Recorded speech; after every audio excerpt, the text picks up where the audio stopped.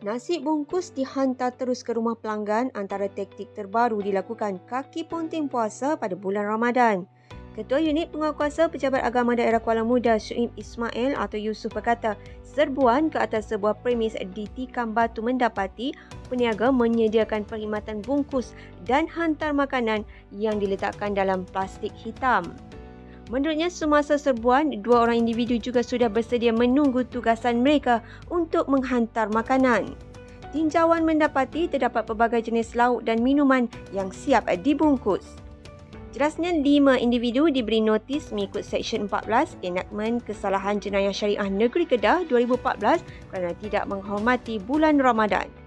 Dalam pada itu, Majlis Perbandaran Sungai Petani Kedah turut mengeluarkan kompaun kerana didapati tidak mempamerkan lesen perniagaan, tidak mematuhi arahan suntikan pelalian pengendali makanan dan menjalankan perniagaan sebelum jam 3 petang pada bulan Ramadan.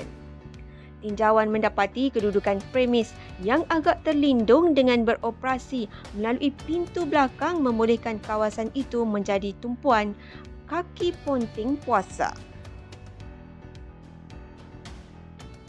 Thank you.